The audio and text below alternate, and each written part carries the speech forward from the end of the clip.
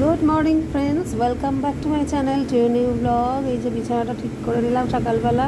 বিছানার পাশেই আমার বেডরুমে এখন নতুন সদস্য আমার ক্যাসপার খরগোশকে রাখি। খরগোশের সাদা রঙ, এটা বানি বলে অ্যাকচুয়ালি। খরগোশ রোজই বলতে ইচ্ছা করে এক এক সময়। তো ওকে একটু ফ্রি রাখার জন্য অন্য একটা আমাদের যেদিকে গান বাজনার ঘর বলে বলা হয়, মিউজিক মানে আমরা বলি, সেইখানেই রাখা। ওখানে কম যাওয়া হয় বলে, তাহলে ও একটু স্বাধীন বলে ঘুরতে পারে। তো তারপর আমার বেডরুমে বসেই আজকে প্রাণায়ামটা করে নিলাম। মাঝে মাঝেই দেখেন আমি খাটেও করি, অনেক সময় নিচের ঘরে গিয়ে ম্যাট পেতেও করি। তো দেখতে দেখতেন আজকে সারাদিন, আজকে তো সানডে, হ্যাঁ আজকে সানডে, যেহেতু নেই তোমার আপনার জিম যাব নেই, আর স্যাটারডেতেও আমরা যাই না পরপর দুদিন। তো তাই শরীরচর্চা তো বদ দিলে চলবে না, এমনিও আমি প্রাণায়ামটা রেগুলারলি করার চেষ্টা করতাম। তো দেখতে থাকুন আজকের সারাদিনের আমার জীবনযাপন।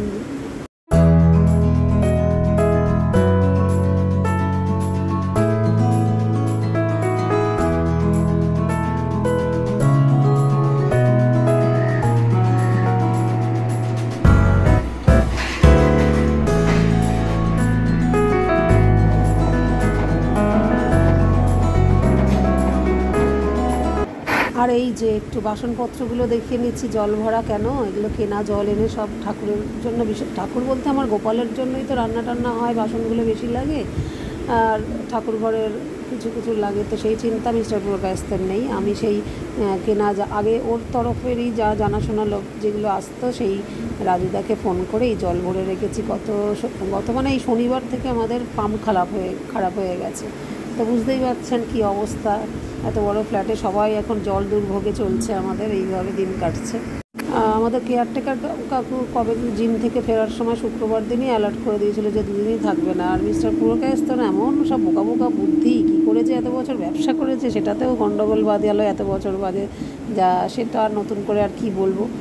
তো যেটা বলার, যে একটা খাবার জল আনলে কখনো হয় সারাদিন চলে? বোকা বোকা কথা অনেক। আমি কোথা থেকে যেন মা আর আমি ফিরছি, দেখছি কারোর লিফটের সামনে 5খানা বোতল। ওরকম আমাদের 4-5টা তো আনা উচিত। আনছে, কোথাও নিচে হয়তো কেউ জল আনতে যাচ্ছে, ও জল আনতে যাচ্ছে, মানে কি বলবো। একটু কেনা জল তো দাম মাত্র 45 টাকা করে। তো যাই হোক, আমি সেই জন্য পুরনো, আগে কোনো সময় ট্যাঙ্ক খারাপ হলেও তো পুরনো ফ্ল্যাটেও আনা হতো, সেই নাম্বারটা ভাগ্যিস ছিল। আমি নিয়ে গোপালের সব কিছু টাইমলি না করতে পারলে আর জল ছাড়া তো কোনো কাজই হবে না। তো এই চলছে এখনও, মানে 2 দিন তো লাগবেই, 2.5 দিনের মাথায় মনে হয় জলটা আসবে। যাই হোক, আজকে তো রোববার, এটা চলছে আমার। তো গোপালের পুজোটা দিয়ে একটু শান্তি পেলাম। জল বিভ্রাট চলছে, মানে কী যে সংকট অবস্থা হয় না ফ্ল্যাটে, কি আর যেখানেই কি, মানে জল সমস্যাটা এমন ব্যাপার, জল ছাড়া তো কিছুই কাজ হয় না। না কোনো কথা শোনে না, বোঝে না বলে সারা জীবনেরই আমাদের মিলমিশ খুব কম। তার মধ্যে এত অবুঝলো আমাদের ওই ফ্ল্যাটে, একেবারে এপাড়া ওপাড়া। সবেমাত্র 6 বছরেই নতুন ফ্ল্যাটে এসেছি স্টেশনের দিকে।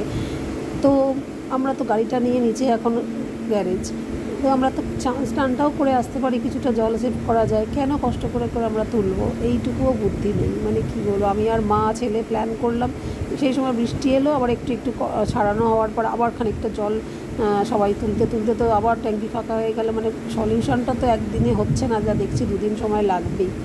তো সেই বুদ্ধির পরামর্শগুলোও নেই, তবু তুলে ইসে করে করে লিফটে করে করে নিচে একটা পাশে কল আছে, সেই কল থেকে, মানে একটা ব্যবস্থা থাকতেও কোনো ব্যবস্থা মাথায় আসে না যে আমাদের তো গাড়িটা নিয়ে চলে গেলেই তো ওপাড়াতে স্নানও করে আসা যায়, আমাদের ফ্ল্যাট তো পড়ে রয়েছে। 3 মিনিট বাকি আছে, আর আগে দিতে ইচ্ছা থাকে কিন্তু একদিনও হয় না। আজকে তো হলো না। সন্ধ্যেবেলায় দর্শন করিয়ে দিই, রোববারের সন্ধ্যেবেলা। রাধে রাধে, হরে কৃষ্ণ কৃষ্ণ কৃষ্ণ। 2 দিন ধরে প্রবলেম যাচ্ছে, ট্যাঙ্কি খারাপ, জল করে। আজকেও আবার আগের নিয়মে দিনের বেলা যে পুজো করে রাখতাম, এখন আর হয়নি। এখন সন্ধ্যাবেলায় সেটা হবে। ভাগ্যিস ছুটি থাকে, জিম আগে রোববার করে।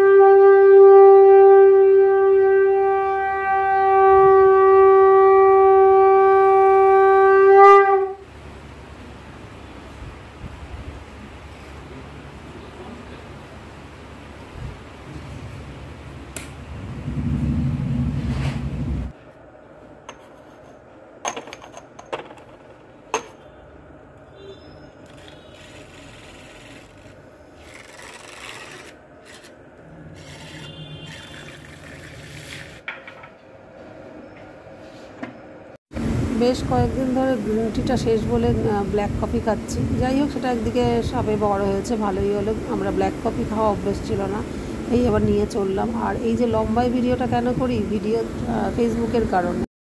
ফেসবুকে রিল করাটা একটা আমার বেশ মনে শান্তি দেয়, আনন্দ দেয়। ভিউয়ার্স প্রচুর হয়, কিন্তু 2-4টের বেশি লাইক হয় না, ওগুলো আমার সহ্য হয়ে গেছে। তো সেই জন্য লম্বা ভিডিও হয়ে যায়, সেগুলো একটু অ্যাড করে দিচ্ছি। যেহেতু ব্লগিংয়ের ক্ষেত্রে তো আর লম্বা ভিডিও চলে না, সবই জানি বুঝি, কিন্তু কিছু করার থাকে না, ডবল ভিডিও আর কখন করব।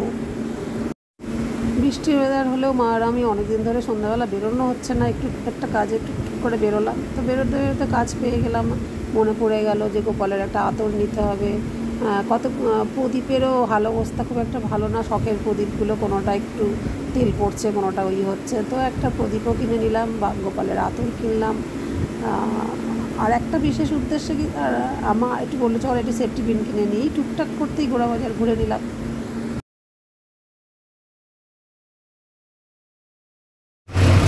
এই তোমাকে নিয়ে সিনেমায় গেছি, তারপরে আমার মা রোজ কি সুন্দর মর্নিং ওয়াক যাচ্ছিল, আর এই বৃষ্টি বাদল উঠতে পারছে না, ঘুমের ওষুধ খেয়ে ঘুমানো।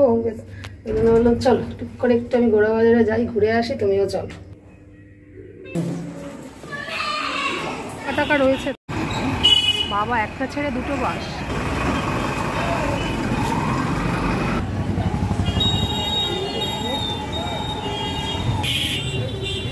যাওয়ার রাস্তা, হ্যাঁ এটা তো সকালবেলা, দিনের বেলায় তুমি সব পারো, এই রাস্তাতেই তো তুমি মর্নিং ওয়াক যাবে।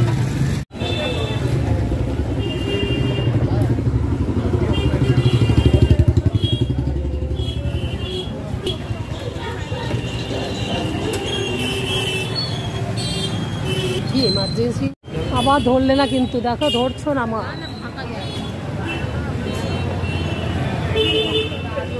চলো বই দিকেই চলো, আতরটা নিয়ে নে। এটা এই প্যাচেতে আমি বেরোতে পারছি না, সোমবার না কিছু না।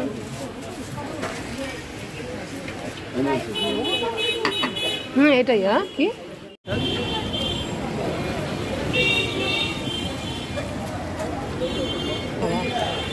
নাও না, সেফটি পিনের আবার কি, মাউস না পেয়ে সেফটি পিন নিচ্ছি বা খুচরো। চলো মা রামকৃষ্ণ তো ওষুধ কেনে। 200 টাকা, আরে কাকুর মাথা খারাপ হয়ে গেছে, এদিকে তাকায় না ওদিকে তাকায় না। আমি জানি ঘুমের ওষুধে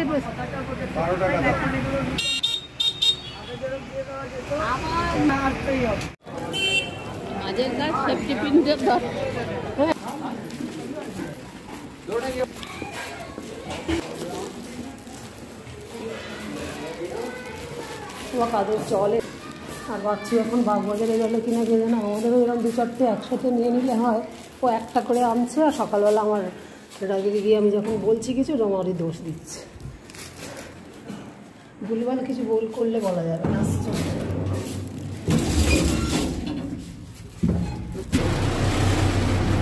আমার ভাগ্যে তো এটা নেই।